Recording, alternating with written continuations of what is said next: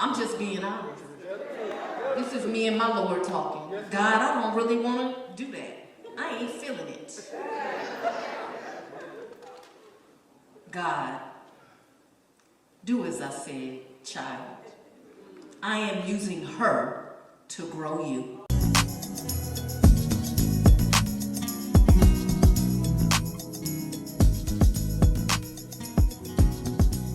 Welcome to the Common Sense Philosophy channel. How are you doing today?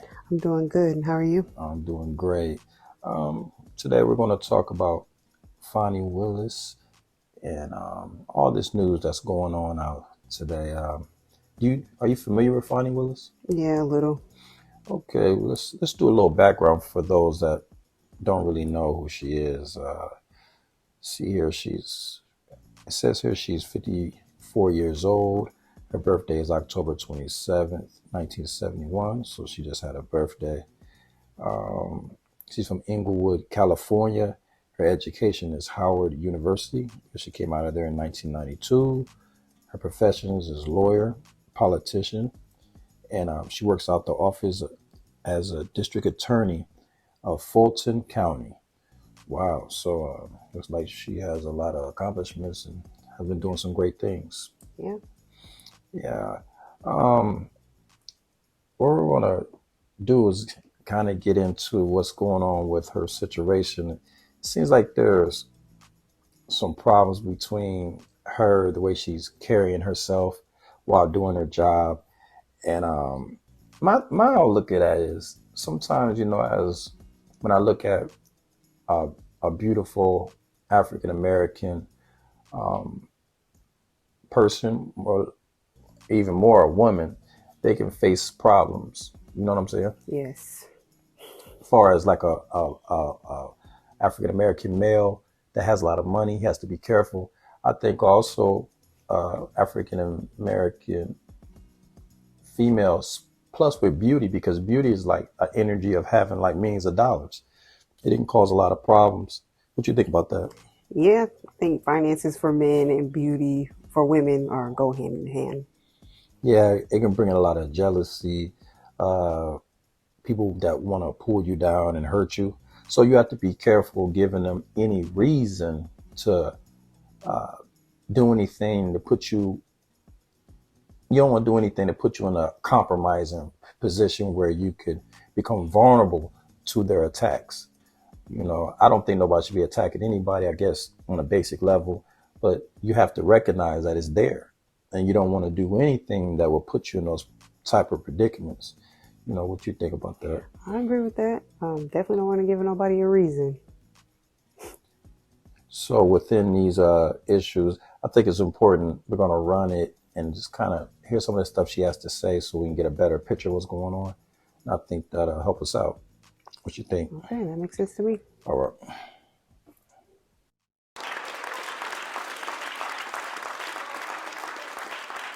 Pray for her. I am using all of these experiences to fortify you. Flawed, hard-headed, imperfect me. Pray for her? Yes. But dear God, are you listening? Why does Commissioner Thorne and so many others question my decision in a special counsel? Lord, your flawed, hard-headed, and imperfect child, I'm a little confused. I appointed 3 special counsel, as is my right to do, paid them all the same hourly rate. They only attacked one. I hired one white woman, a good personal friend and great lawyer. A superstar, I tell you.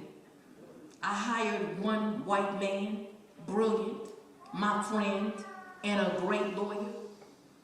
And I hired one black man, another superstar, a great friend, and a great lawyer. Oh Lord, they gonna be mad when I call them out on this nonsense. First thing they say, oh, she gonna play the race card now. But no, God, isn't it them who's playing the race card when they only question one? Isn't it them playing the race card when they constantly think, I need someone from some other jurisdiction in some other state to tell me how to do a job I've been doing almost 30 years.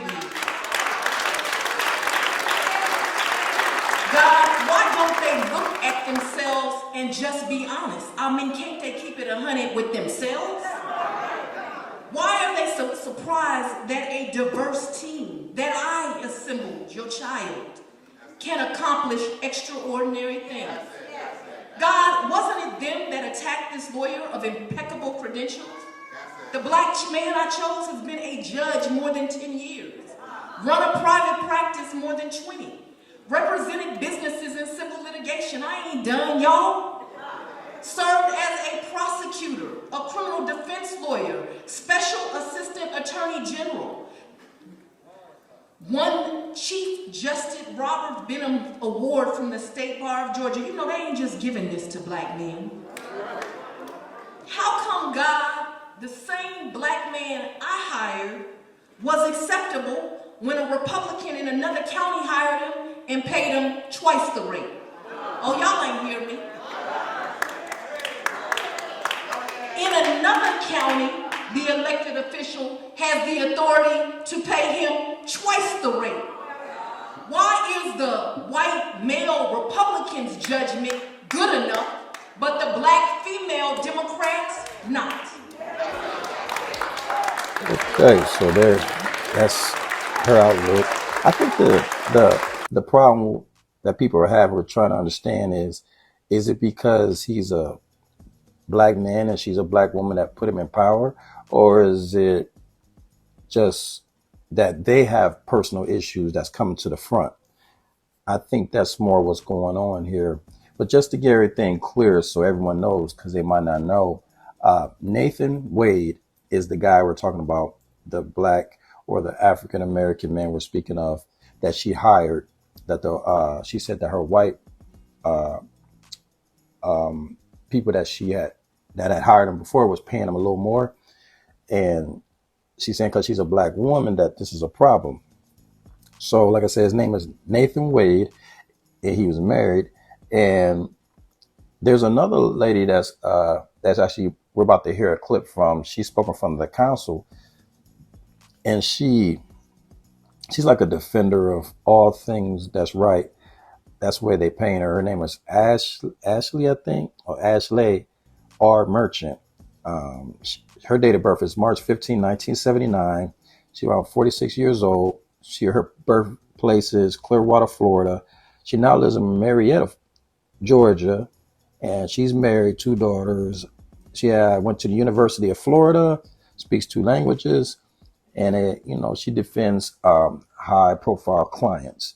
So we're about to hear her next, but before we speak, is there anything you would like to say about the last clip? I'm not a person that really goes and jumps on the race card initially. I like to hear what's been done from beginning to end before I do that.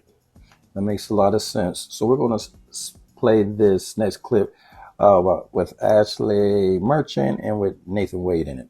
All right? Billing practices, the contracts that the various outside counsel had. And I've pulled up here one section of Mr. Wade's bill for the really early on in his involvement in the case. As I recall, it began on November 1st of 21, so this would be out of his first bill.